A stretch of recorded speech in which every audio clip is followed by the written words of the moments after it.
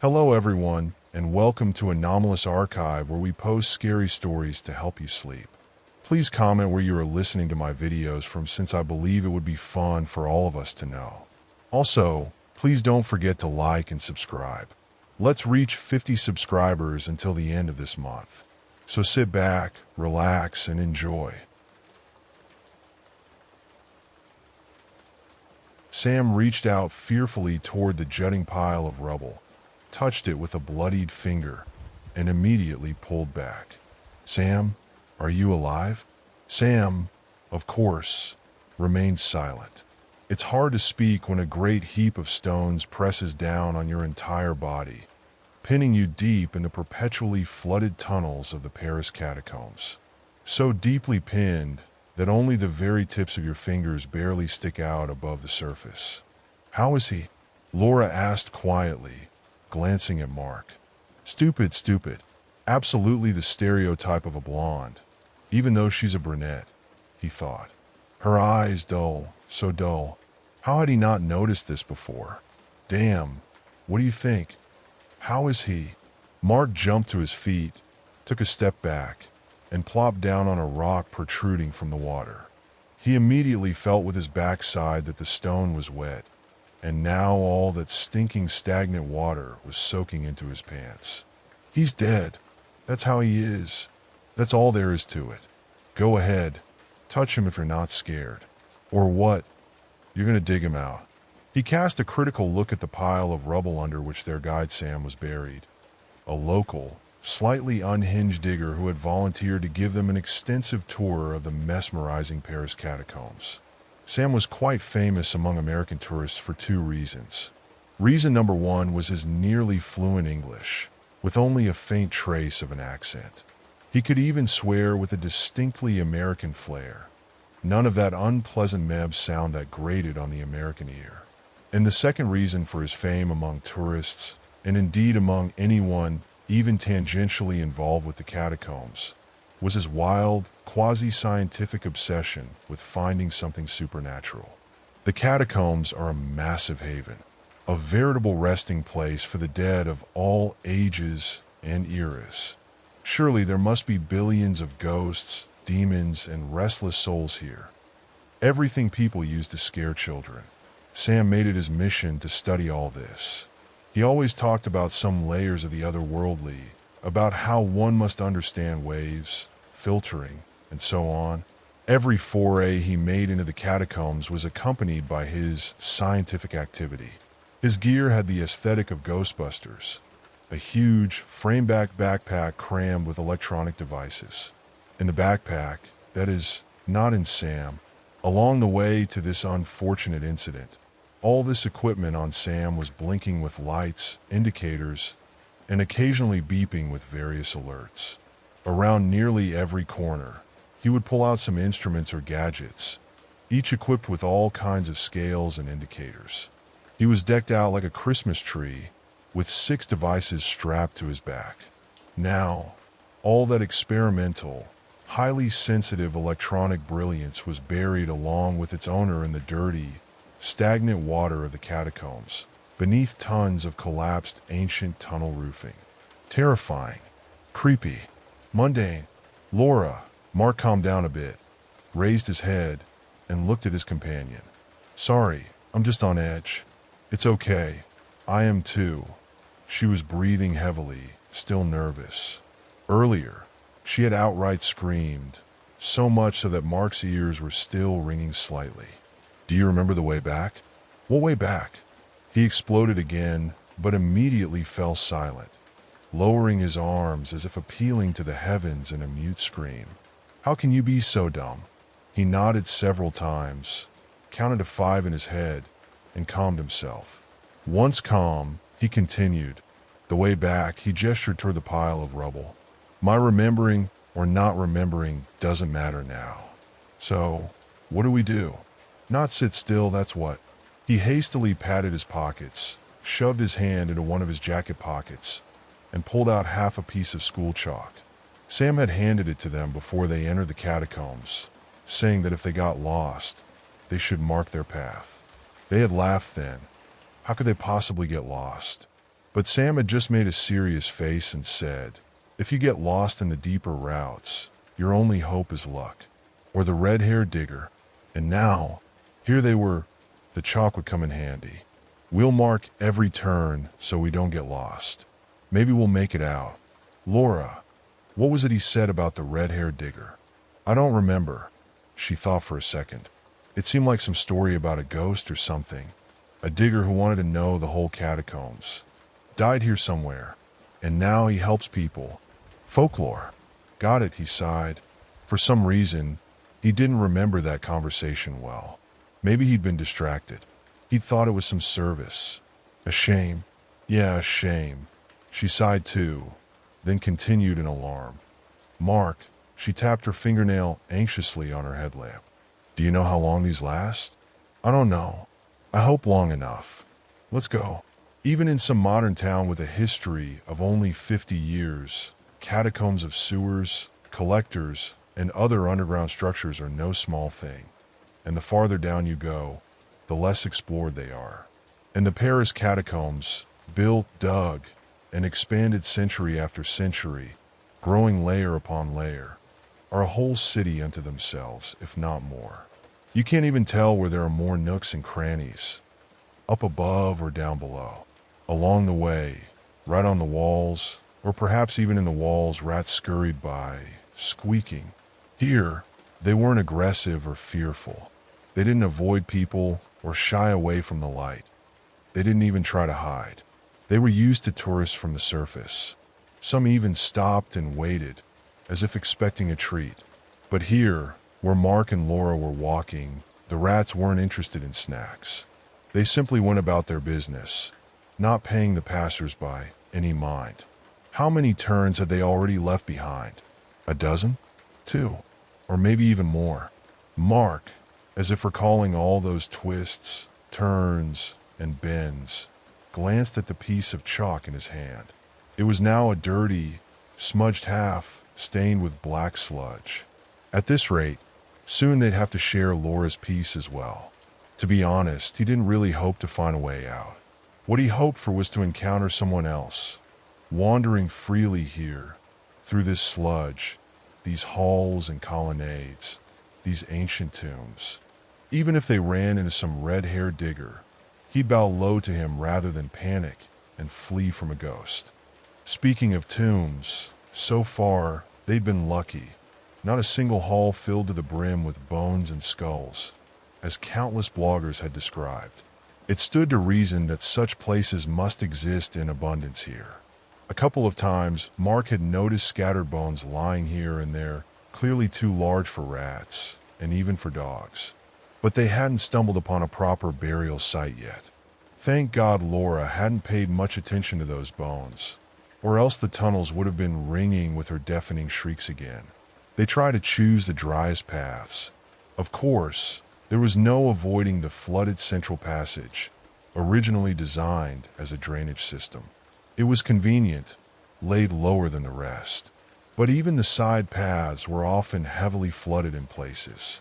No matter how hard they tried to stick to dry ground, Mark had already filled his boots with water. During breaks, he'd take them off, wring out his socks, then reluctantly put the damp socks and squelching boots back on, grimacing. Laura glanced around from time to time and would occasionally ask, "Is this still a new section? Can't you see for yourself?" Of course it's still new. They were indeed in the newer section of the catacombs, built sometime in the 50s or 70s. And what's the old part like? How should I know? Don't worry, Laura. We'll see everything. We'll get to it all. He wanted to reach the old section, which is why he kept trying to follow a more or less straight route, avoiding aimless wandering. He hoped to head directly toward the ancient parts. Sure, there was a good chance of running into those same bones or something else that would make Laura shriek like a banshee. But there was also a much greater chance of encountering knowledgeable people there. That's why he alternated his turns, left, right, aiming for something close to a direct path. They couldn't really be stuck entirely in the new section of these underground passages, could they? He pulled on his boot, stood up, and adjusted the straps of his backpack. Inside, He had food, a phone, and various other things. Oddly enough, despite all these hours of wandering, he didn't feel hungry. Even Laura, usually a snack enthusiast, wasn't eager to dig into her bag for a sandwich. "Laura, are you hungry?" "No." "Feeling peckish?" "Nope." "Let's keep going." They moved forward, and after barely 200 meters, they heard the faint echo of something distant, a sound unfamiliar from the previous hours. "What's that?" Laura listened intently. "Sounds like a huge collapse or something," Mark said, continuing ahead without stopping. The water splashed under his boots. "A sewer or something like that?" "Is that good, Laura?" "How should I know if it's good or bad? But at least it's something different. I feel like we've been walking in circles here." He turned his head to look around. The light from his headlamp slid across moss-covered walls. Everything looked the same in this newer section, but further ahead, the different periods would begin. Things would probably look very different there. Or maybe it was just a modern sewer after all. "Listen." Laura stopped, and Mark, after taking a couple more steps, froze as well. "What?" "Listen," I said. "Something's off." Mark listened carefully. The echo of their footsteps, reflected by countless tunnels, faded and dissolved. There was the sound of water and something faint, mournful, distant singing, perhaps, or a sound resembling voices or the distant howl of wind. It felt eerie, unsettling, and terrifying. "What is that?" Laura asked quietly. "Is someone howling? Who would howl down here?" Mark began whispering in response, but quickly cleared his throat and, speaking louder and more cheerfully to suppress the rising fear, said, "It's the Paris catacombs, Laura. They're practically the peak attraction here. People wander through them every day from end to end. It's a tourist spot. Everything's been walked over and over dozens of times, and there's nothing scary here." "Really?" Laura said, slightly more confident. "Absolutely," Mark replied firmly, even smiling brightly, and added, "Let's go see what's there." "Let's go." They moved forward toward the sound. This isn't a forest or the surface. Following a sound here is easy. You find it, stop at a fork, and head in the direction where it's coming from. And so they walked and walked. Mark even quickened his pace because, after all, those were human voices. The closer they got, the clearer it became. The fact that the voices were singing something mournful and drawn out didn't bother him. They were just playing around, cosplaying something. That was normal. In these parts of Europe, people entertained themselves however they liked, and no one judged them for it. Then Laura stopped. Mark stood next to her. "Look," she said. Mark looked. There was something to see. He turned off his flashlight, and Laura quickly clicked hers off too. Both of them could now clearly see an unusual sight for this world of electricity, electronics, and LEDs. A reddish, flickering light of fire spilling onto a concrete wall from around a corner. "Do they have torches there, or what?" "People are playing." He clapped her on the shoulder. "Let's go." "I'm scared. What are they going to do to us?" "At worst, show us the way." "That's it, Laura. Our misfortunes are coming to an end. Everything's going to be fine now. It's a pity about Sam, of course. We'll tell everything to their gendarmerie. Let them investigate how these damn new builds were made here. Let's go." And they went. The singing was mournful, yet the voices were getting louder. What was strange, though, was that it didn't become any clearer. The voices seemed to unravel in the wind, as if they existed, and even had words of some kind, but pulling those very words out was impossible. Maybe it was some kind of peculiar polyphony of voices, or perhaps it was simply incomprehensible. Everything about it was ghostly. Mark and Laura hurried toward the light. That very turn was already ahead, the one where the light of torches would be, where the voices were. A couple more steps, and they arrived.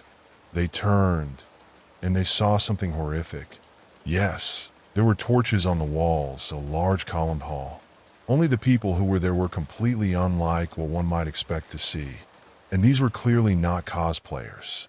In long robes, or lined up, their faceless heads were covered with burlap, and long plague-like noses protruded from their masks. That explained why the voices were so indistinct. They were muffled by those beaks stuffed with herbs. Yes, of course, one could have thought that they decided to throw some kind of deranged party in a medieval plague style, with all the grim decor of that era. But it didn't add up. These plague doctors weren't having fun, weren't dancing, and weren't doing anything remotely recreational. They were hauling bodies. Many bodies were already piled up in the colonnade of the underground hall, which was filled with numerous smoking torches. Along the walls, the most ghastly stacks of corpses were amassed.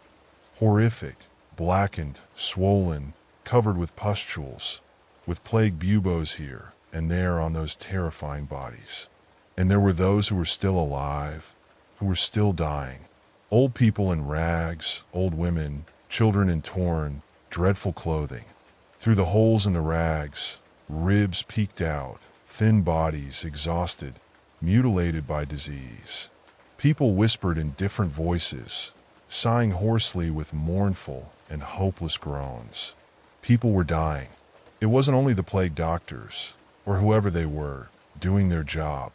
Like some kind of laborers, they carried bodies, dumped them, left, and then others came again and again through them, over and over and over again.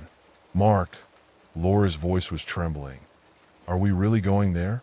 Quiet, he said. He couldn't believe what he was seeing. Such a scene simply couldn't exist here. It was the 21st century, yet they were being shown a horrifying glimpse of the Middle Ages, a living crypt for the dying.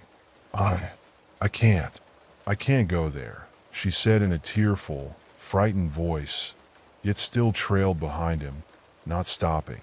Maybe they're filming a movie.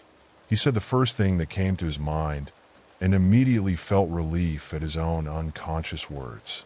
Yeah, they're shooting a film. What else could it be? There's no other explanation.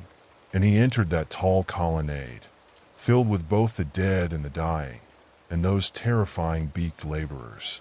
The laborers, were far off at the very end of the colonnade. But Mark walked among the sprawled bodies, walked through the fires and torches and the faint sound of the dying groaning here and there, moving slowly, mournfully. Even the fire seemed somehow weak and languid, without flickers, without abrupt convulsions. It simply thinned out in its quiet lamentation and faded softly. It melted with the last wheeze escaping from someone's throat. Laura, fearfully clutching his sleeve, followed behind. She flinched at every rustle, every crack of an oil-soaked torch, nearly squealing. And she walked, kept walking, all the while expecting to smell the stench emanating from the bodies. The stench of decay. But everything here was filled with the singular smell of rot, of stagnant water, and there wasn't that specific stench of corpses. The smell hadn't changed at all since they left Sam crushed in the tunnel. Already, those in the robes, with their terrifying masks, were very close. They were businesslike, just working. They simply carried and hauled and unloaded, threw down, stacked the bodies tightly, so they could cram even more into this grotesque Tetris of those who had just lived, or perhaps even those in whom a faint spark of life still lingered. Mark nearly reached them. Just reach out a hand, and you could touch one. He froze in front of this horrific plague doctor, coughed so loudly that the echo rumbled throughout the colonnade.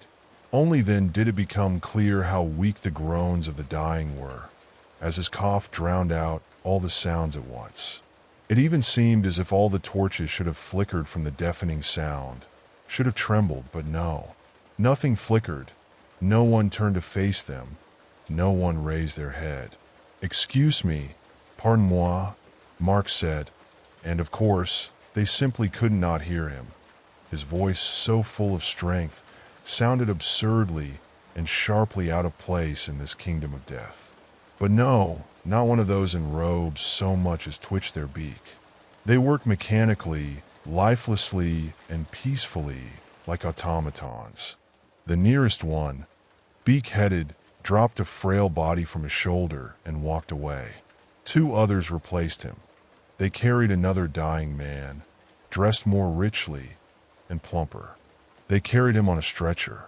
Mark reached out to the nearest robed figure, the one in the mask. He reached out to stop his measured movements, to halt this horrific conveyor of death. He touched the figure's hand, and the figure jerked its head up, began to mutter something quickly. Its beaked mask darted anxiously side to side, and in its hand, the one Mark had touched, a rough wooden cross suddenly appeared, as if from nowhere. Judging by how hastily he whispered, how he repeated Ave, Ave, he was praying quickly and fervently. "What's wrong with him?" Laura whispered softly, and Mark hastily stepped back a pace. Everything fell silent. The prayer ended, and they resumed their work. They dumped the plump man from the stretcher, dragged him by the legs to the stack of bodies so that his comparatively rich clothing hiked up, exposing a blackened stomach, blackened sides, streaked with black veins, growths, sores, and buboes. It looked ghastly. There they really? Mark began, but didn't finish. He hurried forward, right into the thick of them, where those beaked figures constantly bustled back and forth. Laura lagged behind, too afraid to go. Mark, however, stood among them all and shouted loudly, distinctly, so that it rang in their ears. "Can anyone hear me?" Laura, terrified, squeezed her eyes shut and pressed her hands to her ears. But no one flinched, no one screamed, no one said anything. Then Mark, no longer hiding, no longer cautious, grabbed one of the beaked figures by the shoulder and shook him. That one screamed, backed away in fear, crossing the air in front of him and praying loudly, no longer whispering like the first one, but shouting in full voice. But Mark had already lost his temper. He stepped up to the next one. This one was broad-shouldered, large, and bristled, which only made him look more menacing, like some hunchbacked old crow in that mask of his. Mark approached and delivered a strong kick to the big guy's backside. That's when all hell broke loose. They were all shouting now. The big crow, who had fallen to all fours, muttered prayers, crossed himself repeatedly, folded his hands as if in prayer, and crawled away on his knees. The others initially backed away in fear, waving their torches around, but then they simply turned and ran. "Go!" Mark shouted after them. "Where?" cried Laura fearfully. And instead of running after the beaked ones in robes, she stepped back again. "Idiot!" Mark rushed to her, grabbed her by the hand, and pulled her along, following the light of the torches, after those figures, monks, undertakers, or, God forbid, doctors. They ran through the tunnels, toward the light, toward the noise. The monks turned out to be surprisingly fast. And then another turn, where red torchlight flickered, and along the way, bodies still lay abandoned. Mark jumped over one, half skeleton, half living, wrapped in rags. Laura nearly stumbled over it. They turned where the monks had run. Just moments ago, torchlight flickered here, and the sound of shouts and many quick, running feet echoed through the tunnels. "It's dark," said Laura. "I can see that." He clicked on his flashlight. Light flared on his forehead. The tunnel stretched into deep darkness. This tunnel was old, cobblestone walls, and in places it was just carved through solid rock. Rusty hooks stuck out from the ceiling. Apparently, lamps were once hung here, or perhaps wires once ran along. "Let's go." He pulled her hand. "I'm scared," she whispered. "Oh, and I'm perfectly calm," Mark shouted angrily. "Come on." They couldn't have just disappeared. He walked slowly, carefully looking around, not wanting to miss a turn or any low passage. His gaze, along with the flashlight's beam, avoided lifting upward, because he had already seen the birch trees glowing red in the distance. That was the color of a dead end. And there it was, the flashlight's beam hitting a new wall, just 2 steps ahead. New? It might have been 100 years old, or maybe a little less, but it was built with ordinary, stained mortar. And it was already made of familiar red brick. Nothing ancient here, Mark, she swallowed. Her voice trembled. Maybe we missed something? Laura, he shouted, and then immediately quieted, seeing her flinch as if struck. He grabbed her dirty hand in his large ones and said quietly, maybe we did miss something. We'll go back and look more carefully, okay?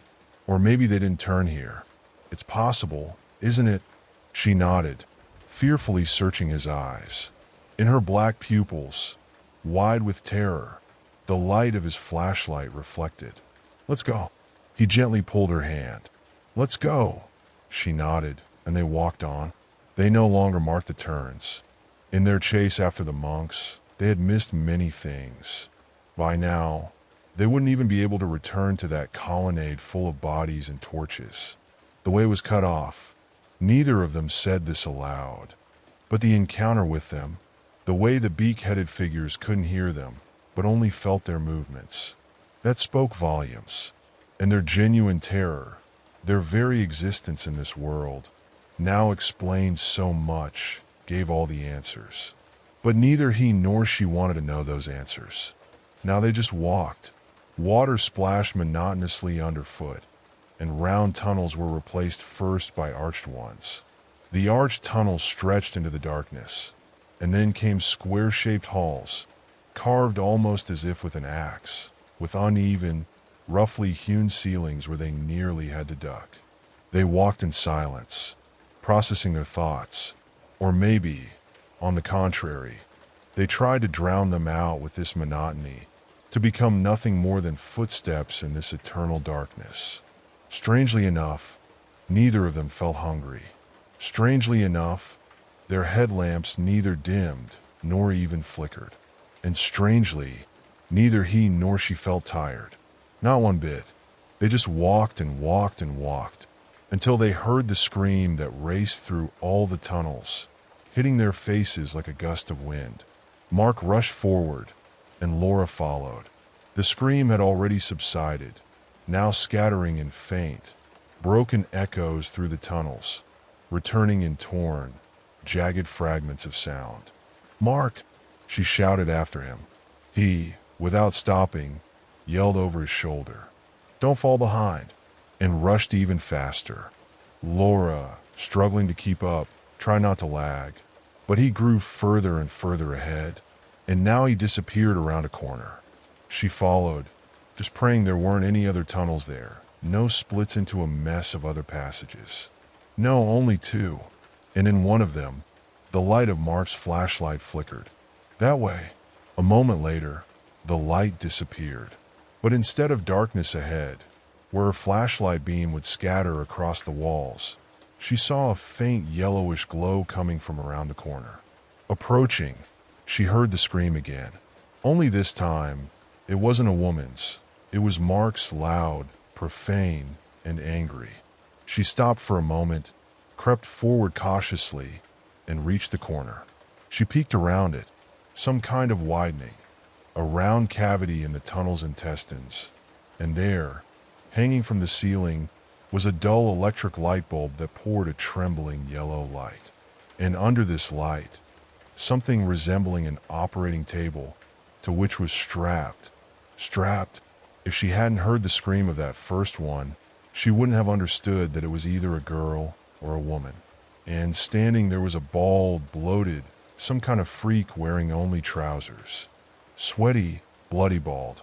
He stood facing Mark, staring at him with the barely visible slits of his eyes, grinning predatorily to one side, which made his entire piggish face look skewed, distorted, demonic.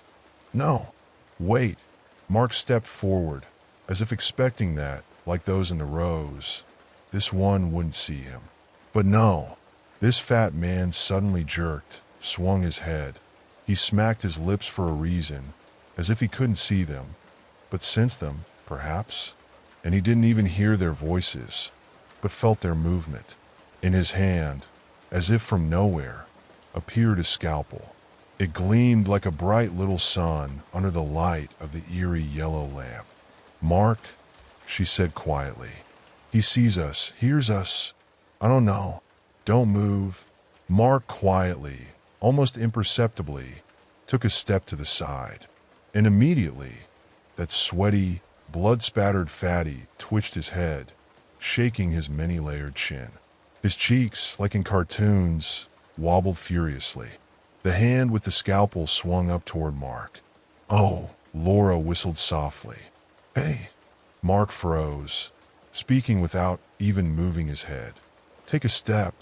I'm scared," she whispered. "Laura!" he shouted angrily, and she took a step, a small step, true small, tiny to the side, and immediately the fatty howled, turned toward her with the speed of a lightning bolt. The air rang with the slash of the scalpel, and in the next moment, when she screamed, squeezing her eyes shut, he relaxed into a greedy, disgustingly lascivious smile, and even began sniffing greedily. From the corner of his mouth slid a string of saliva, viscous like birch sap. "He feels us, Laura, feels us. He doesn't see for sure and doesn't hear for sure." And then Mark shouted, "Hey, you idiot, do you hear me?" And the fat man turned to him, as if he really had heard, or maybe felt the movement. His pig-like pupils darted back and forth, and as if following them, the gleaming scalpel swung sharply and resonantly, slicing through the thickened air. "He doesn't fit, definitely doesn't fit," Mark said more quietly, almost whispering. He slowly bent down, picked up a heavy rock from the floor, and the fatty lunged at this movement. And yes, he saw the rock, like a crocodile that no one expects a sudden lunge from. So, this fatty lunged almost like lightning. "Run!" Mark shouted, throwing the rock at the giant's head. The fatty, like a true predator, dodged quickly and easily. The stone only scraped across his smooth, gleaming skull. Laura was already running, dashing past this nightmare creature. But then, easily, though blindly, he grabbed with his free, scalpel-less paw in her direction. And Mark could swear, for a moment, that monster's hand turned terrifying, like dough, and with the paw of a beast, he grabbed Laura by her backpack. She fell onto her back. A moment more, and Mark collided shoulder first into this thing, whether man or monster. The fatty was thrown to the side. The thing on the dissection table screamed again, horribly, and the fat man, like a roly-poly toy, rolled over his shoulder and was already on his feet. His enormous, lizard-like tongue licked the black blood from his temple. "Run!" Mark, while running, grabbed her much-abused backpack, and they dashed away. And behind them, jumping on all fours like a bear or some other enormous predatory beast, was the fatty. Laura turned around and screamed. Mark ran faster, pulling his screaming friend along like a tow. A little farther, a turn. Mark flew into it, miraculously didn't fall, didn't splash into the swampy water underfoot, and ran on. At the turn, he glanced back, slowed to a step, stopped. Laura stopped too, afraid to look back. "Look, I don't want to. I'm scared. Look." She turned around after all and saw the fatty standing there at the end of the tunnel. He stood, then nervously paced back and forth, then lunged after them, but as if hitting a wall, retreated, confused. He shook his head, from which black blood dripped from the cut temple. "What's with him? What is this?" "I don't know. I have an idea, but I'm afraid to test it. Move back there, over there, to the turn farther away. Mark, maybe don't. Just move back, please, Laura." She stepped back. He turned his head, saw a chunk of brick barely sticking out above the swampy water's surface. He picked it up, not taking his eyes off the fatty. He was very scared, but it was necessary, essential to test his idea, his thought. The fatty didn't react to the levitating brick. Mark pulled back his arm, froze for a second, and with all his might, hurled it at the fat man. Somehow, with a serpent-like motion, the fatty disappeared from the brick's path, and it shattered into red fragments against the wall behind him. The fatty lunged forward again, toward where it had come from. Mark even stepped back in horror. But the fatty once again crashed into the invisible wall, retreated, and began pacing nervously back and forth like a tiger in a cage. Mark approached him closer and closer, while the fatty kept pacing, paying no attention to his movements, nor to the fact that Mark was no longer on dry ground but in the water itself. If he had seen the surrounding world from his lair, then here he clearly did not notice the ripples from Mark's steps. He had already approached almost right up to him, literally half a step away, from the terrifying, sweaty, gleaming figure, entirely smeared with blood. The fatty flinched, stopped, as if he sensed him. He sniffed, and once again, on his face, on the previously lost snout, an intent focus appeared. He relaxed predatorily once more. Hey, what the hell in the end? Mark immediately retreated, took a step back. The fatty desperately shook his piggish snout, and the next moment lunged forward angrily, banging into the air as if against a wall, smashing himself bloody. The air wounded him more and more, as though his lunges were met not by emptiness, but by rough brickwork. That's it. He turned around and quickly walked toward Laura. I get it. Let's get out of here. What did you get? Who was that? A maniac? He looked back angrily. You're the dead maniac. Eternal, damn it, it's all the pain with its stupid crap, bastard. In a rage, he attacked some junk sticking out of the water, and in the flashlight's beam, something white and round, like a soccer ball, flew up, thudded dully against the wall, and rolled. It was a skull, old, bleached, and already yellowed with time. Cracks spread across its crown from the impact, and a dark fracture yawned at the top. Mark sat, more like collapsed, against the archway wall. He clutched his head, and it was unclear whether he was silently laughing or sobbing. Laura rushed to him. What's wrong? What's wrong? She stroked his shoulders, his head, tried to press closer to him, to feel his warmth. Only, for some reason, she didn't feel warmth from his body. He had frozen here, in the catacombs, in the underground dampness. He was as cold as the same stone behind his back. Drop it. He shrugged her off angrily, then jumped up and screamed, his growling rage echoing through the tunnel. Sam, bastard, do you hear me? You, Sam, you bastard. Scum. Laura froze, frightened, and even when his anger spent, fell silent. She still did not move. Like a scared sparrow, she huddled against the wall. Why are you just sitting there?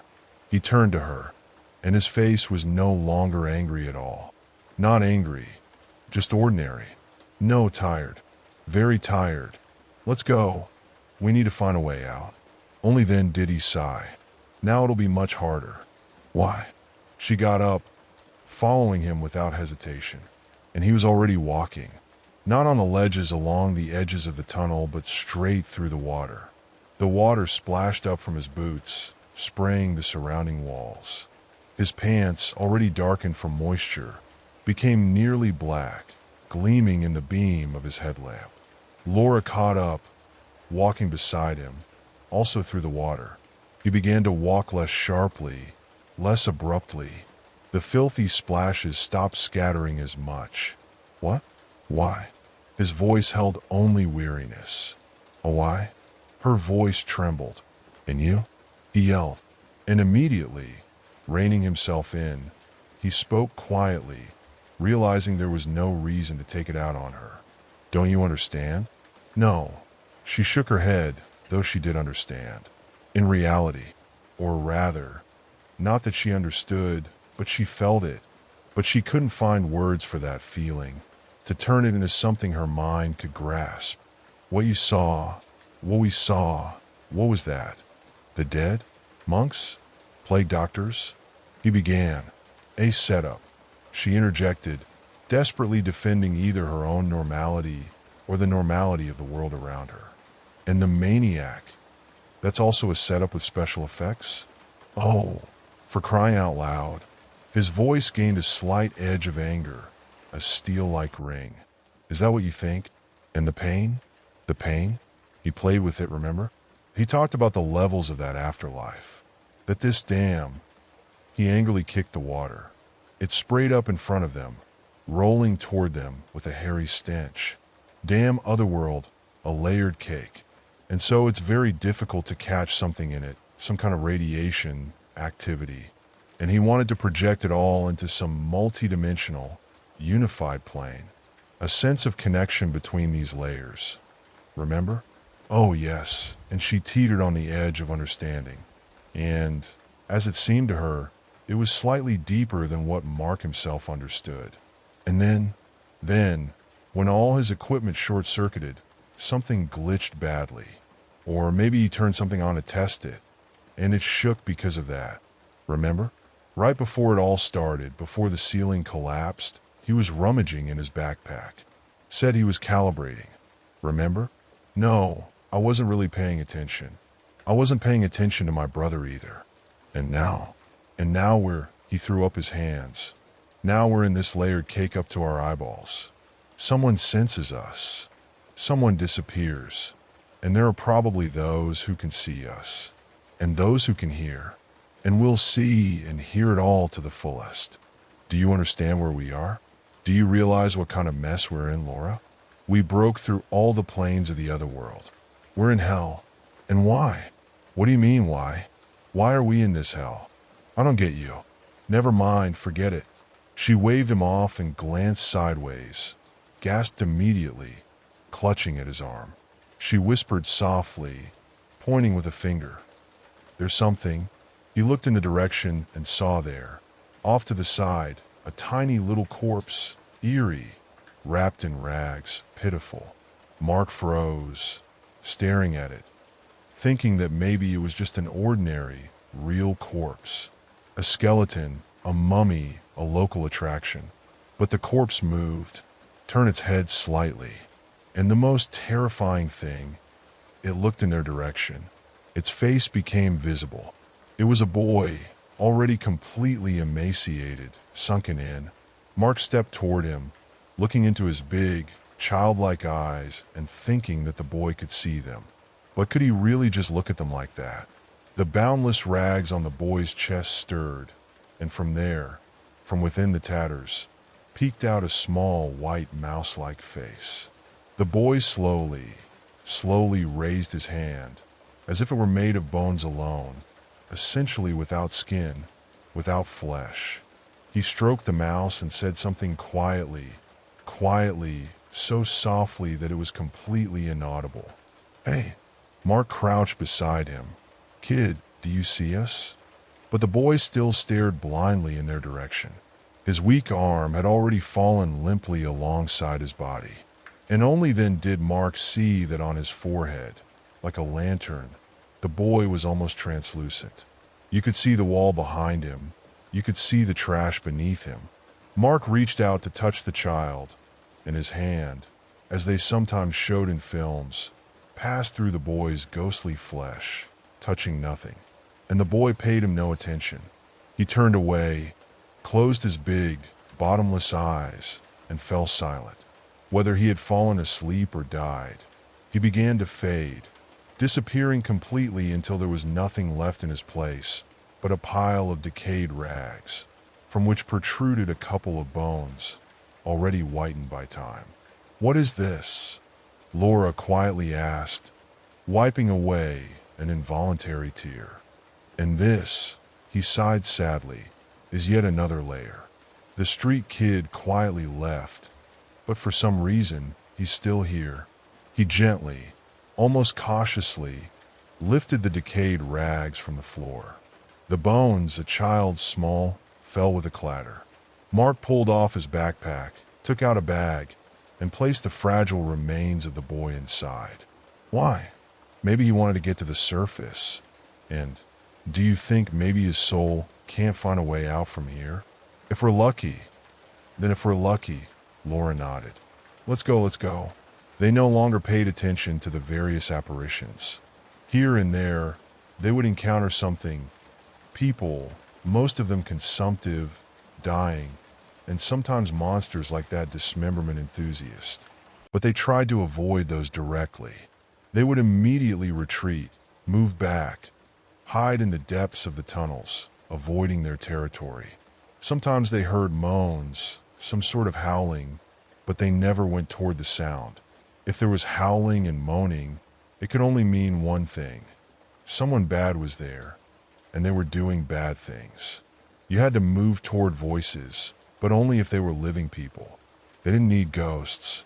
Ghosts were bones, skeletons, remains. They belonged to the depths of the catacombs. What was the point in going there? There was no escape. It was a further descent. Both of them, Laura and Mark, carefully avoided the topic of why they weren't meeting any living people. They didn't even allow themselves to think about it. They just walked monotonously, without rest, without hunger, without the desire to collapse somewhere onto a pile of bones or stones and sleep. They just walked until it appeared from around the corner with its blind, blunt snout. Instead of eyes on this incomprehensible thing, which most resembled a bald, tumor-ridden pug, there were lumps. And those lumps were alive too, moving. It froze, and so did they, Laura and Mark, staring at the frozen thing. Its paws trembled like those of a chihuahua, and it seemed to be sniffing, moving its blunt snout and listening with its earless skull. Laura couldn't stand still, unmoving, holding her breath for a good minute. She barely inhaled, then immediately flinched, startled by the sound her throat made, and threw her hands to her chest. Her clothes rustled. The creature instantly flinched, jerked its snout, and its face changed. It seemed to elongate, becoming more shark-like. In its mouth, pitiful, putrid-colored teeth emerged, and between them, saliva glistened. Mark, sensing Laura was about to scream, raised his hand as if to calm her, commanding her to freeze. And he himself began to move slowly away from his companion. A soundless, unnoticed step. He picked up a small stone from the stone floor. The creature's face continued to change, elongating into an attack-ready form, dragon-like, with the sharp contours of a blind skull. It twisted its face, and its paws trembled more and more. It seemed ready to pounce, and now it had emerged entirely from the corner, its claws clattering against the stone floor. Mark slowly, soundlessly straightened up and threw the stone far ahead into the darkness of the tunnel. The creature initially lunged at the rustle of his clothes, leaping toward him, and then they saw something terrifying. Something was trailing behind it, either a thick cable or a pulsing intestine. And then, when the stone clattered off the wall ahead, the creature changed direction and rushed toward the sound of the impact. Mark slowly gestured with his hand, inviting Laura to retreat, slowly. And she turned slowly, and began to move away. Mark backed up. He watched, now clearly seeing the intestine trailing behind the creature. He also saw another creature emerge from the tunnel, following the first one, and behind it was the same intestine, or leash, or hell knows what it was. Mark backed up, not taking his eyes off these two demons, so similar to, and yet different from dogs in their mindlessness. Laura, stealthily, quietly reached the next tunnel and disappeared into the darkness of its maw. But Mark didn't hurry. It was as if he was afraid to miss something, not see something important.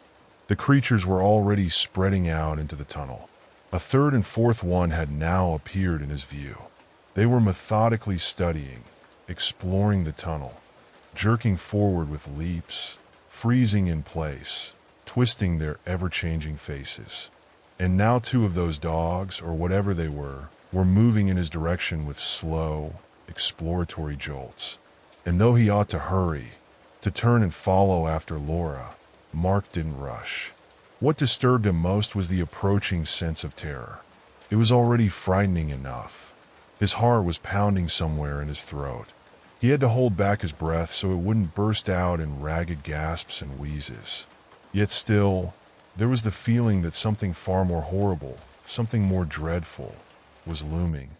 Reaching the turn where Laura had disappeared, he slowly, very slowly, began to enter the side tunnel, not taking his eyes off the distant spot from which pulsating entrails sprawled, stretching toward the creatures. And then it came, from the far tunnel. It appeared, at first, just the edge of it. He didn't get a chance to see it properly, didn't have time to comprehend it. But in a single fleeting moment, he saw just a corner, something huge, black, pulsating, emerging from there. It had eyes. Only the white of one eye emerged from the darkness of the tunnel. Immediately, Mark vanished behind the brick wall of his turn. Now he stood frozen, catching his breath. His heart wasn't just pounding in his throat. It had fused with his brain, hammering in his ears. His hands were shaking, and he wanted to scream in terror. He clamped his mouth shut with both palms, stifling the scream that threatened to escape. Then, steadying himself against the rough brick of the tunnel's arched wall, he slowly began to slip away, not turning his head even for a second toward the tunnel with the creatures, so as not to accidentally flash his headlamp in that direction. He emerged from that turn. His light dimly illuminated the path. Laura was there. He had made it. Laura ran toward him, but he flung up his hand and immediately pressed a finger to his lips. She froze, nodded. He quickened his pace slightly and led her away. The farther they went, the faster they moved. Now they were walking briskly, now almost running. Behind him, boots thudding against the stone, Laura hurried after him. A few more turns flashed before their eyes. A few more. Here was a long, far-reaching, wide main tunnel with something like columns. A niche loomed darkly in it. "What?" Laura called to him softly. "Quiet." Mark hissed angrily and suddenly stepped into that very dead niche. Quickly, Laura froze beside him, next to the niche. Mark suddenly grabbed her, pulled her toward him, held her close, and whispered hotly and fearfully into her ear. He couldn't hold it in any longer. His terror burst forth, although there wasn't really much to explain. "Laura, I thought they were here for their sins or something. But those praying doctor guys, the first ones, they didn't have any power. And the one who, well, you remember? The one who grabbed you by the backpack. That was him. He was stronger than all those praying doctors. He's already power itself. He's a collector of souls. For his sins or whatever, they promoted him after death, like a rank." Mark quickly glanced sideways, as if trying to peek beyond the niche, to see if they were still being pursued. "And that creature, it's a catcher. It's already a big catcher. I don't know. You couldn't sin that much. Or maybe it's like they gather EXP, you know? That thing in the tunnel. It's enormous, and it has eyes. It probably could have seen us. And those dogs on the entrails, they're its tentacles and ears. It hunts for souls through the tunnels. Us, I don't know, it might have caught us or not. I wouldn't want to find out." "Dim, calm down." She pressed against him, placing her hand on his chest. "You're shaking all over." "Enough." He swallowed and started rambling again. "But I keep thinking, who are we? Here did we die, Laura? Tell me, did we die? Have you thought about that?" Mark fell silent. Laura, unable to hold back, let out a squeak. "Maybe it's better not to be doing push-ups in the catacombs." "Huh. You love birds?" Mark peeked around the niche's corner and froze.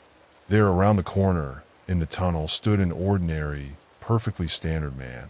A digger, or whatever they're properly called, in an orange helmet, with a headlamp on his forehead. It glowed. He was red-bearded, completely normal-looking, smiling.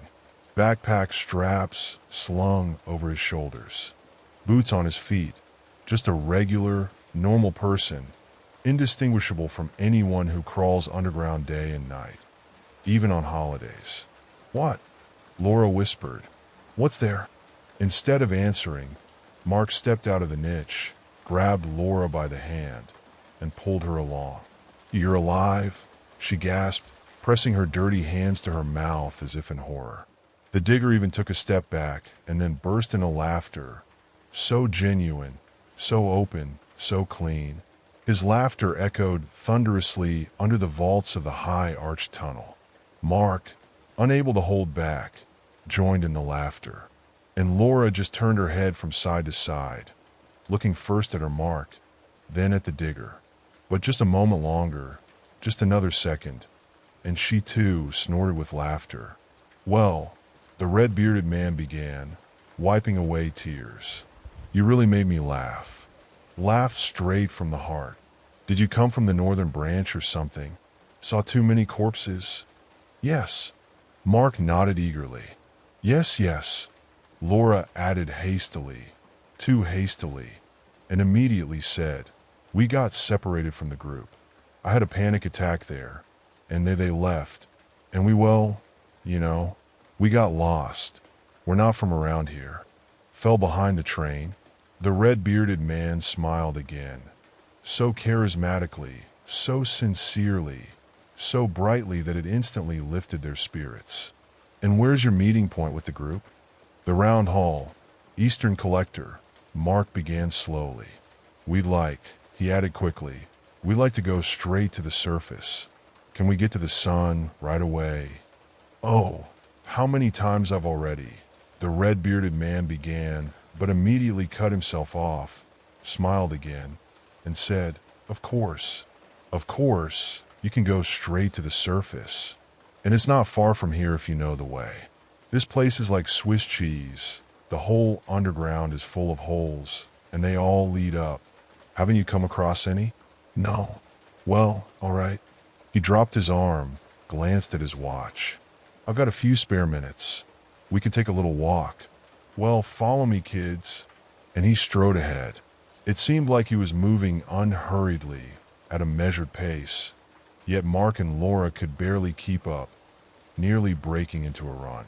The red-bearded man stomped through puddles in his tall boots and said, "It's fun. It's downright cheerful." With a sunny tone, he added, "You wouldn't believe it, but every day here, we find lost folks. Just like you, exactly like you. And every time, it's the same. They've walked themselves out, to the point of I've had enough, just to get to the sunshine faster, to get up top and breathe some fresh air. But here, if you know the place, everything's familiar. Everything around is like home, from end to end, back and forth, even with your eyes closed. You just have to know where it's safe to go, where it's tough to go, and where it's better not to go at all. I'll tell you that much." He talked, joked generously, and laughed at his own jokes. And in general, in all his behavior, he most resembled one of those cab drivers who drive purely for fun. But in reality, they've got a business to run.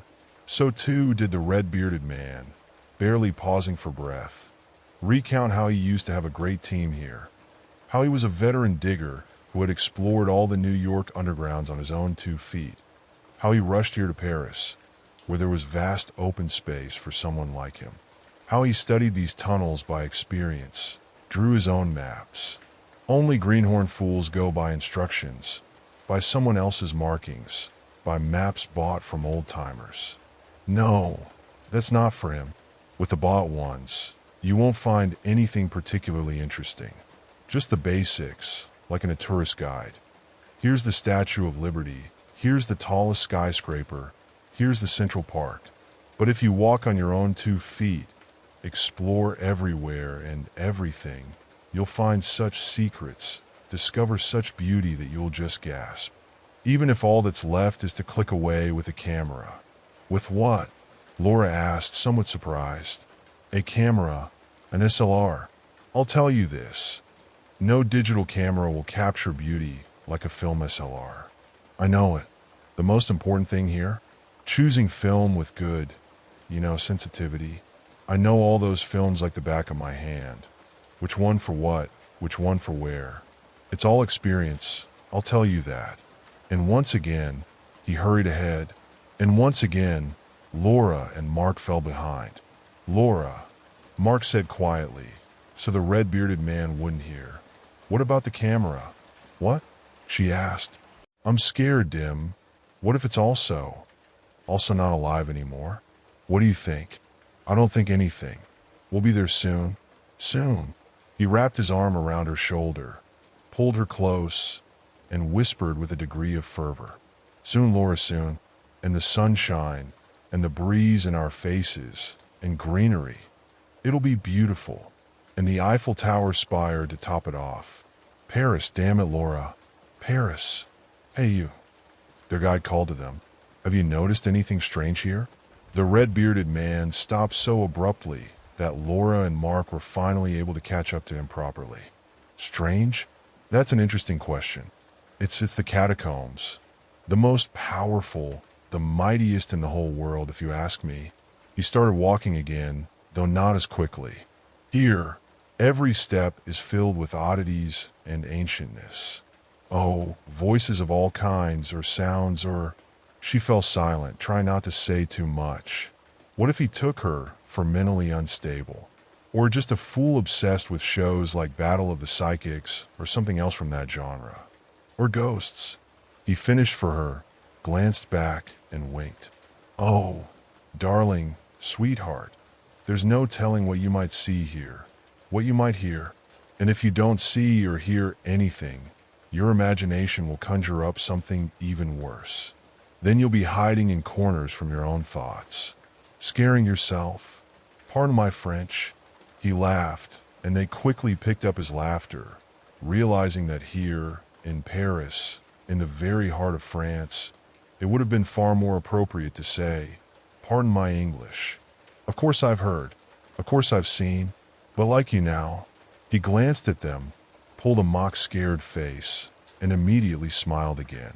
And the stories, the legends here. Do you know how many there are? Stephen King couldn't dream of such things. Forget King. It's scarier than any taiga with its secrets. You could write an enormous tome of stories here, and not even invent anything, just write down what's already been born. Stories about maniacs and ghosts and dark forces and zombies and vampires. This isn't the New York Metro with its dungeons, where the only stories are mutant rats. No, this is much richer.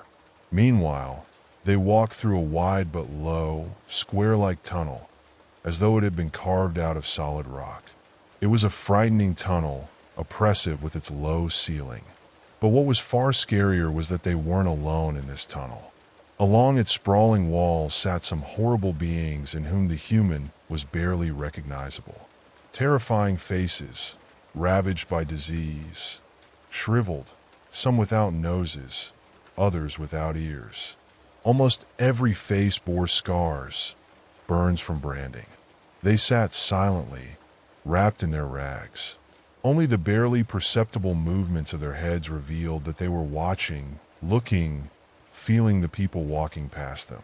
No one groaned, no one spoke, and the cheerful, clear voice of their guide seemed so out of place in this oppressive tunnel, in this oppressive atmosphere. But judging by the fact that Redbeard did not falter for a single moment in his endless speeches, that he did not turn his head this way or that to the sides, he did not see those terrible, mutilated, crippled ones. Yes, by the way, take this tunnel for example. Redbeard continued in the meantime. A very fine place. The worst offenders and fallen criminals were herded in here. A trainload of small-time thieves and troublemakers. It seemed like they couldn't really be executed. Obviously, their sins weren't so great that the executioner would take their guilt onto his own soul. But, again, they were a nuisance to the honest folk. Might as well hang them. So, all the incorrigibles were brought here. Some had their noses cut off as punishment, others their ears. They were also branded, by the way, so everyone would know this one is a thief or just some no good.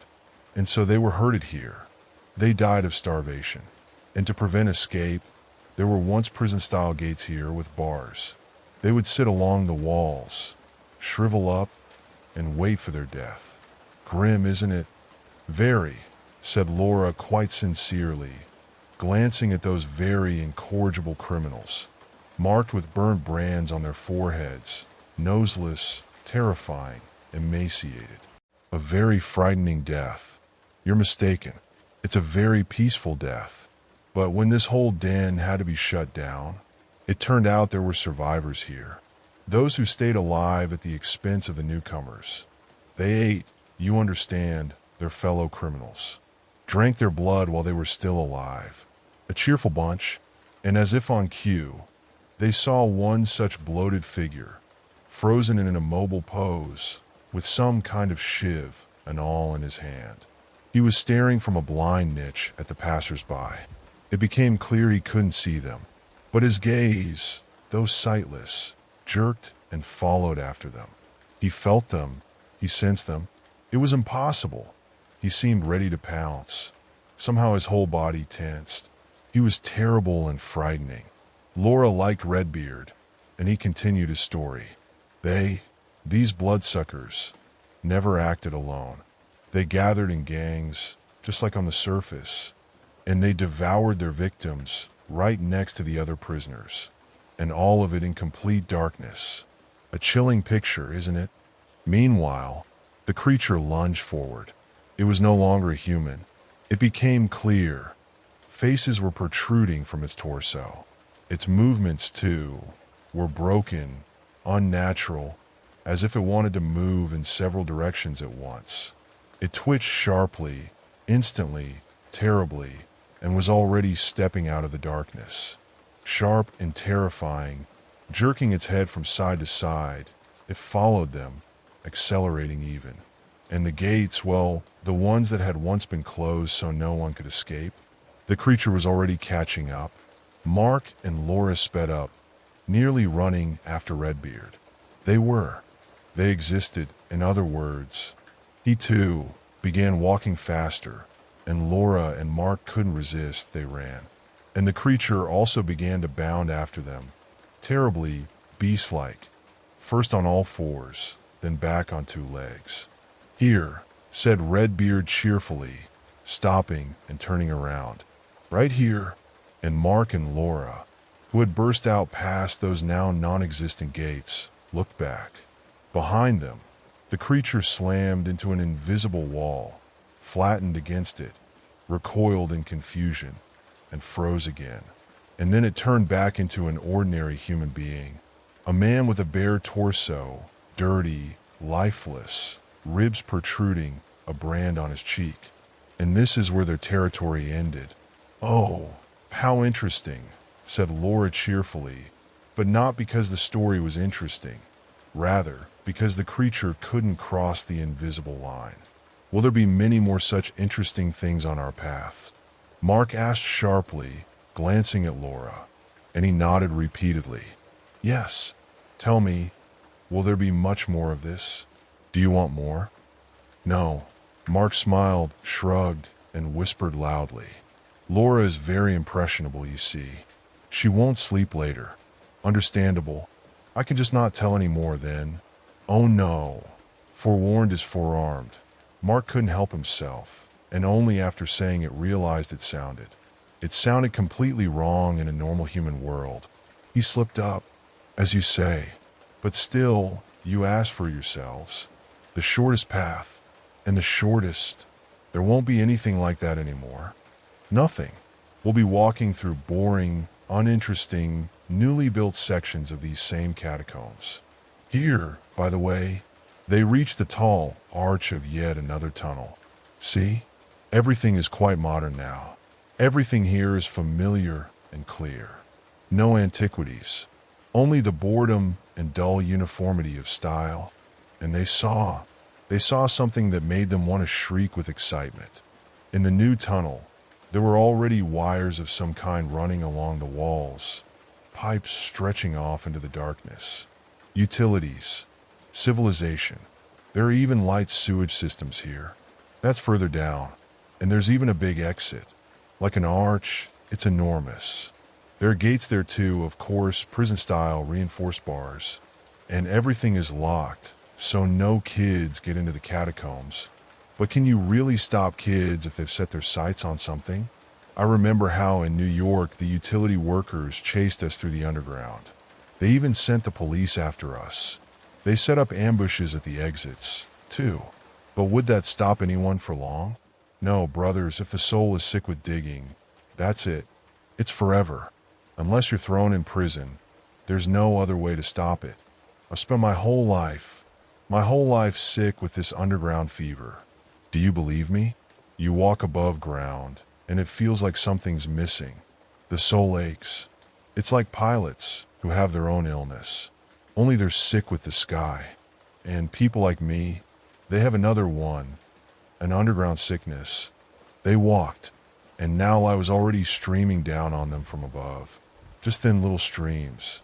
But it warmed the soul so much. It scorched. This was life. The exit. Maybe here.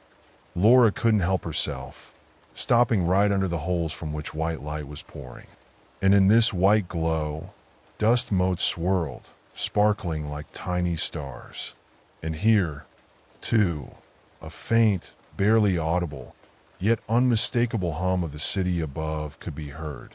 Footsteps echoed faintly. The noise of cars, some kind of rumble, a distant resonance, barely perceptible, brought whispers. Not even voices, but something whose aftertaste resembled human speech fused from countless timbers. No, not here. Redbeard, of the same breed, also stopped under the light, his whole figure seeming to glow beneath it, as if igniting with a cold, white flame. There's no ladder. The rungs had rotted, and the hatch remained as it was. Either they should have paved over the hatch or installed new rungs.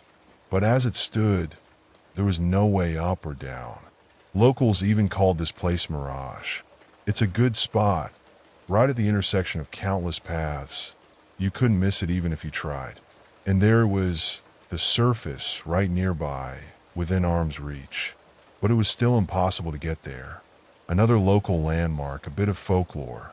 They even said that some of the lost ended up dying here. It's just enemies spreading nonsense, said Redbeard. I've roamed here so much and never once met someone emaciated, dying, or even hungry. Mark and Laura, instead of laughing or nodding at his words, looked around nervously, and sure enough, they didn't see anyone. Well, those who pierce through all the layers of the other world notice such things, Mark nodded. It's all lies.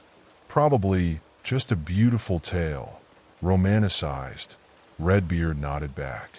Well, fine to hell with it. Let's keep going. The corridors, the tunnels, already inhabited, pierced through with communications. There was already some noise breaking through from above, alive and real. Even the air here had become different, no longer stale, sometimes even carrying notes of freshness. Not the surface kind, with its gusty drafts, but clean, refreshing air, free of rot. Isn't this a popular route? Laura asked, confirming that it wasn't just Mark who found it strange that they hadn't encountered anyone on their path. From her female perspective, though, perhaps she saw the problem differently, and Mark now looked at everything from another angle. So close to the surface, close to the entrance, the exit, and yet no one coming their way, no one following. Maybe he's not such a good guide after all. Maybe some kind of maniac, Laura continued. Not from the other world this time, but a real, tangible, living one. Why? It's quite a popular route, Mark started, when Redbeard suddenly stopped and motioned with his hand. Mark and Laura obediently froze. And this here is, Redbeard began quietly. Brothers Rabbits, we're in trouble. What? Mark blurted out in a loud whisper, quickly glancing around. Then, with some animal speed, Redbeard bolted toward the wall.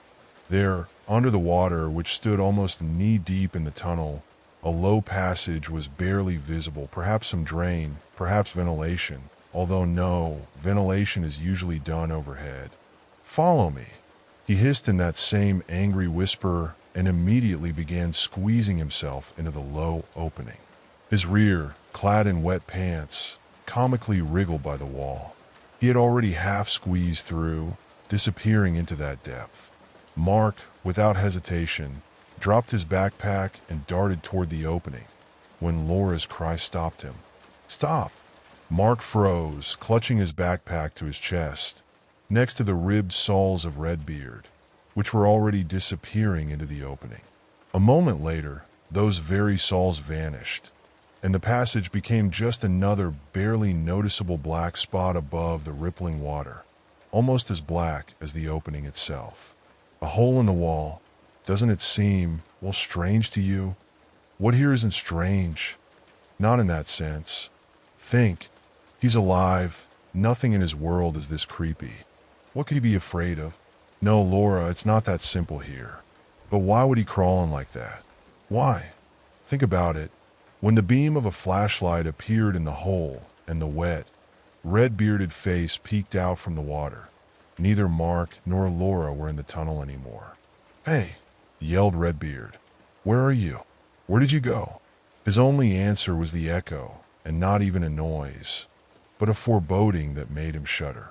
And far ahead, in the direction they had been heading this whole long way, Mark and Laura were rushing forward. Mark already had his backpack back on his shoulders, and both of them hurried, nearly running, holding back their speed just enough not to trip over some underwater stone in the murky water. Ahead, under the next turn, an ordinary lantern shone behind a metal grate, and that could mean only one thing: the exit. There it was. They'd turn the corner, and then, following those very lights, through the inhabited area, they'd find the exit. The surface. Freedom. Mark, running ahead, flew around the turn where the lantern shone and froze, stopping so abruptly he nearly tumbled into the eternal puddle underfoot. There ahead stood something massive, humanoid, yet more reminiscent of a spider, and surrounding it, around it, an entire throng of what looked like corpses, or maybe people, frozen like solidified snot, motionlessly staring their unseeing eyes at the low, arched ceiling. "Holy shit," Laura squeaked quietly behind him. Mark turned around and rushed away, grabbing Laura by the hand as he went. She flew alongside him, her boots loudly thudding through the water beneath their feet. They ran as fast as they could, weaving back and forth through these damned tunnels without looking for a path. Mark only glanced back once during this mad dash, but he wished he hadn't. Not only did he nearly trip and collapse, but the first thing he saw when he turned around were those zombies barreling after them, bent forward, their mouths wide open. Their arms dangled lifelessly at their sides, and behind them, blocking out the light of the tunnel's lamps, came that thing, a half-spider, half-human creature. In the darkness, its eyes burned like red-hot coals, and it was clear it saw them. Mark didn't look back anymore. He sprinted, hearing the pounding footsteps of the zombies behind him, their heavy breath, mixed with groaning, getting closer. It felt to them as if they were being hunted down, chased. Up ahead, something let out a shriek so vile, so out of place, that Laura screamed. And in the next moment, they saw a door swing open out of the darkness. The beam from a forehead flashlight. A shout. This way. Without slowing their pace, they dove into the gaping opening. Only Mark couldn't quite make the turn. He slammed heavily into the wall, into the corner of the door frame, and tumbled inside. The iron door instantly screeched on its long rusted hinges and crashed against the wall before slamming shut. There were sounds of scuffling. Mark turned around and saw the most important thing, the heavy bolt being slid into place. Rusted and orange, but thick, serious. Their savior turned to face them, a man, soaked to the bone, with the same wet, tangled red beard. Mark lurched toward him, but the red-bearded man just shoved him aside and rushed ahead through the narrow tunnel. As he ran, he shouted back over his shoulder, "This won't hold them for long."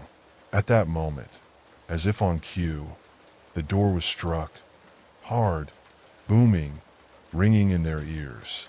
The heavy bolt bent under the impact, and one of the hinges holding it broke off. Laura screamed again, and Mark was already running after the red-bearded man. "So you all running?"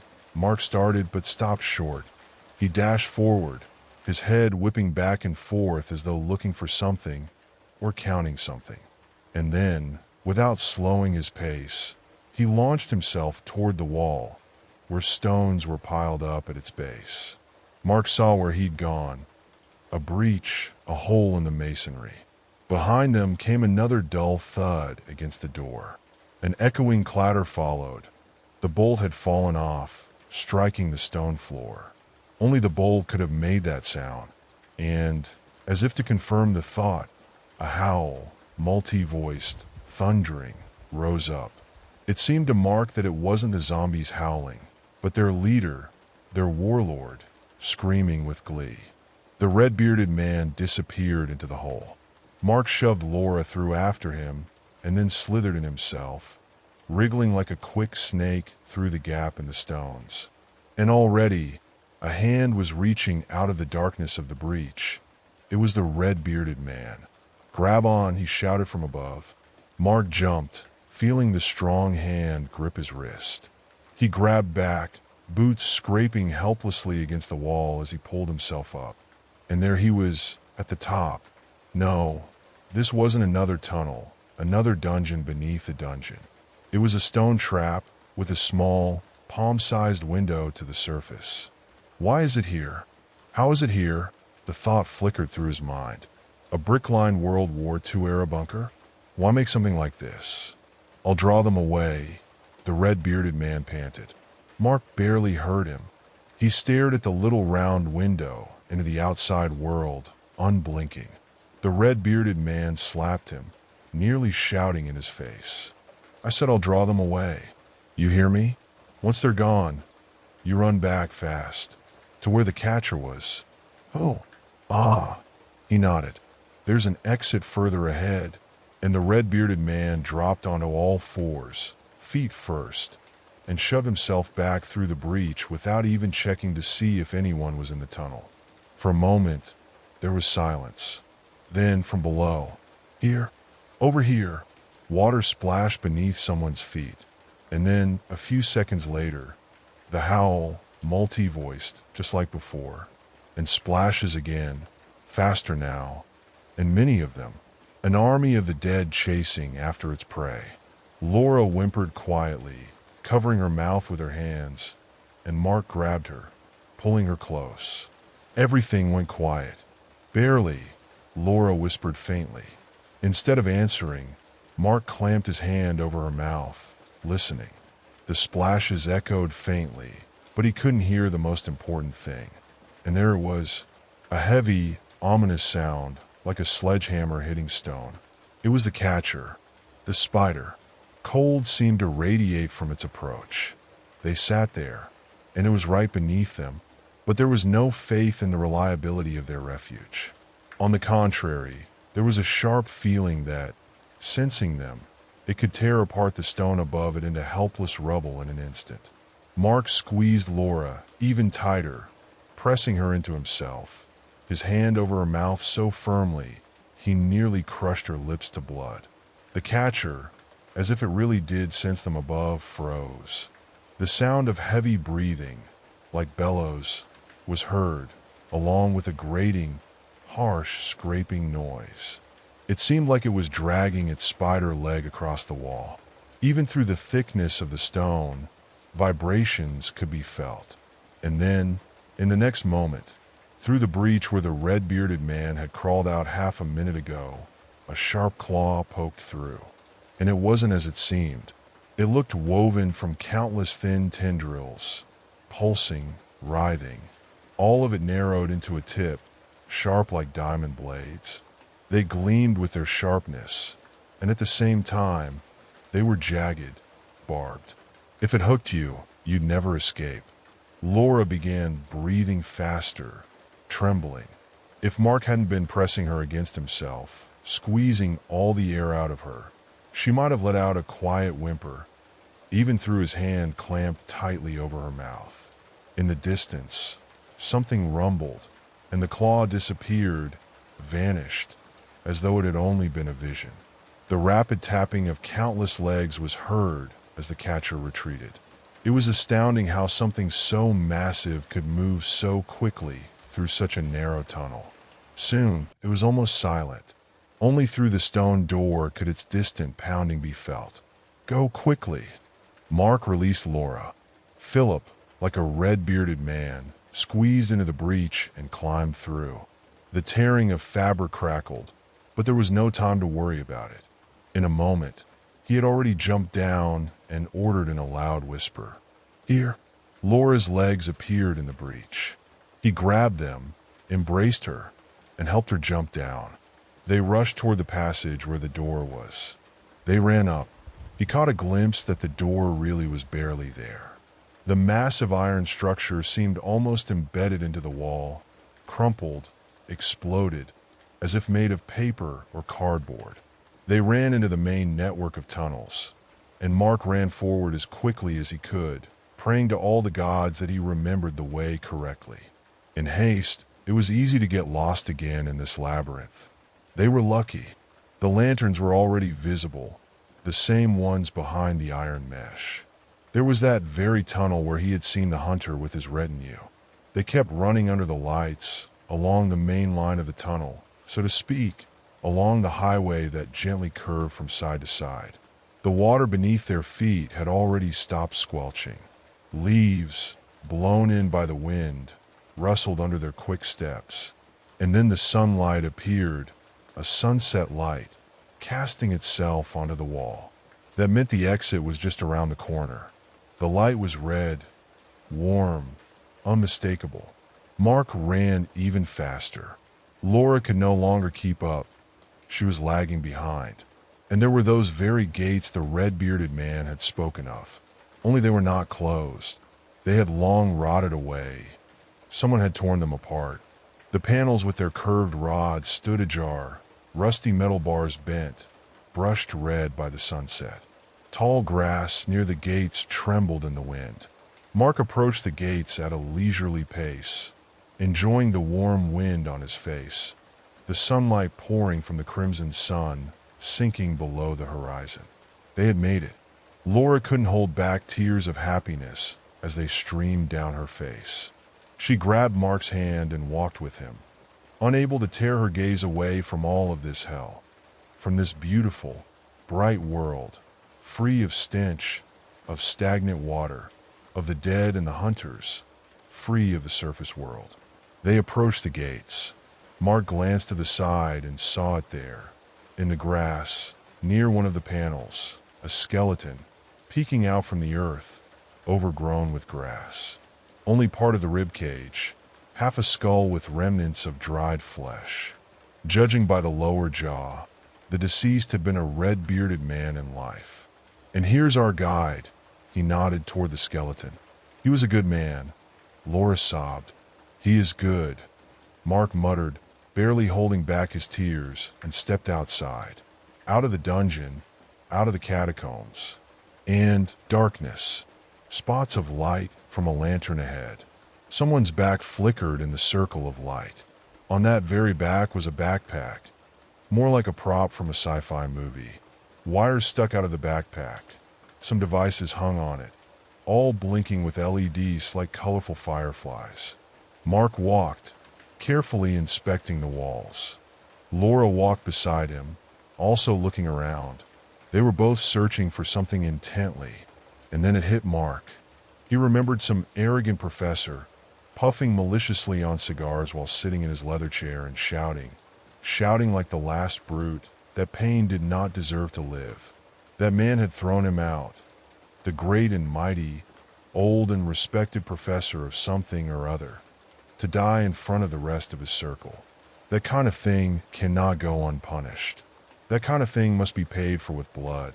And for Mark and Laura, this was familiar. That was their job, to arrange for a moderate fee for someone to pay with blood. And now they were searching. Ah, they were looking for this very red circle on the dirty wall. This was exactly where they had been yesterday with the other guide. After that, Mark had pretended that his leg hurt, while Laura begged the guide to take her to a grotto nearby. And when they had left, Mark was working here, setting traps, scouting escape routes. And now they were here again, and their target was here, almost at the right place. The map was in the backpack. Let them find it. Now to hide in the side branch, as planned before, and press the button. Mark darted into the side branch, Laura behind him. Explosion. No, not quite. An explosion and a rumble, and then another rumble, but this time in their tunnel. The old ceiling couldn't take it. It collapsed, burying him and Laura beneath many tons of stone and earth. So that's what it was. He hadn't touched Sam's fingers, but his own, sticking out from under the rubble from that pile. He was the one lying there, but they had pierced through everything, their beyond world tethered here by Sam's equipment, and maybe that was why they had remained. Or maybe not. There was too much blood on his and Laura's hands. Maybe this was where they belonged. Maybe it was destined for them to wander forever in the darkness. Forever. And over again. He remembered suddenly how many hundreds of times they had stood like this before an exit. Sometimes here, sometimes elsewhere. Climbing up clamps, ladders from walls to sewer hatches. Sometimes they had stood near doors, pulling handles toward them. Sometimes they had been here. They had been here a long time, a very long time, and now a new cycle would begin. That's what hurt the most. That's what was terrifying. Forward. And the most important thing was not to forget what he had just remembered. He clung to the memories, tried to hold on to them, but they dispersed like a whitish fog, leaving only darkness behind. Another moment, another, and then the realization came. It wasn't the memories that were dissipating. No, they remembered nothing at all. It was dust settling in the light of their headlamps. And now they were in the tunnel after the collapse, and a hand stuck out from beneath the rubble. And how had they survived this collapse? Mark stared fearfully at the pile of stones that had cut off the tunnel, sealing them in. And then he saw the hand sticking out of the water. The fingers still twitched, trembled. He took a step closer to the rubble. He wanted to say something, and he said, "Pal." He reached a frightened hand toward the bloody fingers sticking out of the rubble, and then jerked it back. "Sam, are you alive?" Sam, of course, was silent. It's hard to speak when a great pile of stones presses down on you, when you're crushed into the eternally flooded tunnels of the Paris catacombs. Crushed so much that only the tips of your fingers stick out. "How is he?" Laura quietly asked, looking at Mark. Foolish. A complete blonde, even though she's a brunette. Her eyes are dull. How had he not noticed this before? Bali. And what do you think about him? Near the exit from the catacombs, by the grave of the red-haired digger, teenagers were sitting. Two leaned close to one, while that one stared at a small device in his hands. One of the boys yawned, glanced at the setting sun, and said, "Gabriel, what are we waiting for here? Boring. Wait, it doesn't always work, but roughly at this time it does. Maybe it's your thing that goes off at this time?" The boy nodded toward the device. "Oh, it's glitching. No, my dad said that it's a phantom signal. Have you ever seen it, this phantom? You can't see it. You can't see them at all. That world is a layered pie. We all exist in our own plane. That's what my dad said. So, if everyone who died or perished here were just wandering around, your gizmo would be going off constantly. No, it's more complicated. They're all there in their own chamber. In their own layer.